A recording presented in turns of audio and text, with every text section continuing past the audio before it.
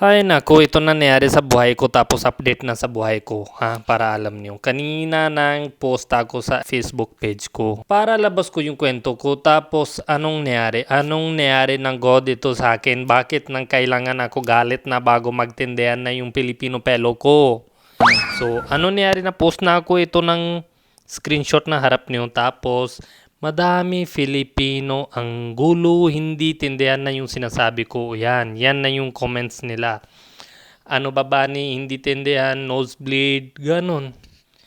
Hirap yung explanation ko tapos yung asawa ko ng making jokes on me. Hindi sila tindihan sa'yo. So ano nangyari next? Nood na lang kayo ito video. Viral lang na ako post sa Facebook page. Hirap ang tindihan yan. Inis na ako. Ito ng tawa na hindi tindihan yung post mo. Sabi ko, pupuntahan na ako isang food chain. Punta na ako sa isang food chain. Diba? Punta yon gone. Punta na ako sa isang food chain. Tindihan ng food chain, diba? Nag-order ako ng doon burger. Tapos sabi ko, with ketchup. Ketchup. Gets nyo? Hanggang dito, okay na tayo. Wala tayong problema. Si kuya, bigyan niya ng ketchup, isa. Tapos, burger. Tapos, lagay niya ng madami yellow sa baso, bigay niya din pang inom na tubig. Sabi ko, I don't need this. Bumabalik ko na yung yung baso na yon. So, sayang na yung yellow na lagay niya dun. Mga 3 pesos, 4 pesos, magkano ba yun? Tapos, hugas niya ulit yung baso. Hindi ko gusto yung sayang na yun. Gets nyo? Hanggang dito, okay na tayo. Okay na tayo hanggang dito, ha? Bukod doon na sabi ko, pwede ba isang ketchup extra? Ganyan tingin niya. Ganyan. Parang hindi ko nang sabi ketchup. Sabi ko, bigyan mo na ako kidney. Gusto ko na sausaw yung burger ko sa kidney mo. Ganyan. Masama tingin niya sa akin. For 1 ketchup lang yung cost na 2.5. Tas sayang niya na 4 pesos ng yellow. Tas yung baso ng hugasan doon. Yun yung sabi ko. Hindi tindihan. Ano hirap na tindihan dun? Tapos ito nang tawa ng tawa. Wag mo post. Hindi sila tindihan na sinasabi mo.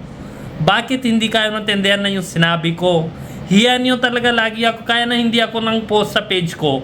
Kasi ito tao na hiya sa akin nang hindi sila tindihan na yung sabi mo.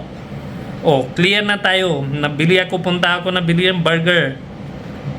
Sabi ko, burger with ketchup.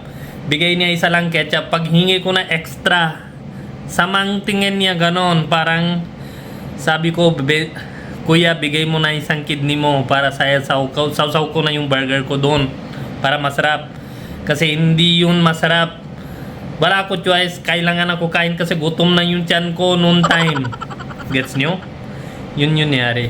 Yung bukod doon nalagay ko doon share kasi lagi ako nanood na yung share market. So since nasa Philippines ako, lagi na siya drop by drop.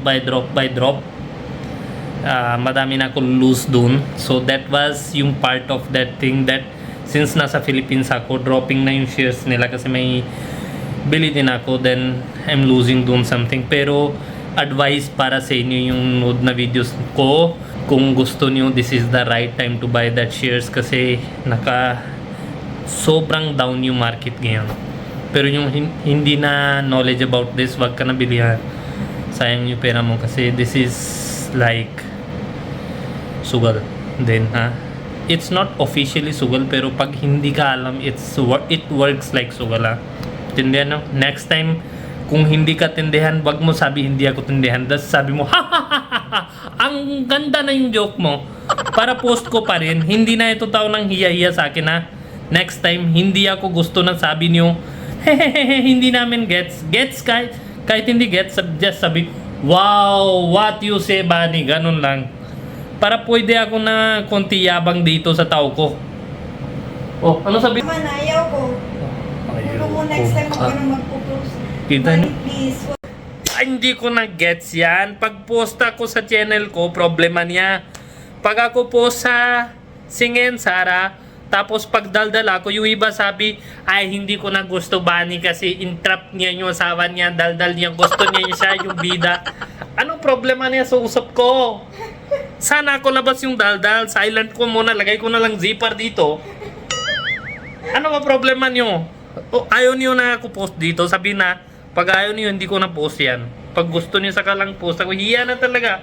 Explain mo kasi muna sa akin. Alam mo, dati hindi ako kain ng sugar dahil sa stress bigay niyo sa akin. Kaya madami ako kain ng chocolate since morning. Kita niyo ako, lagay ko ng pangalan na dito niya. Siya din ako dito. Hindi daw yung S na ito nalagay ko. Bahala ka sa buhay mo.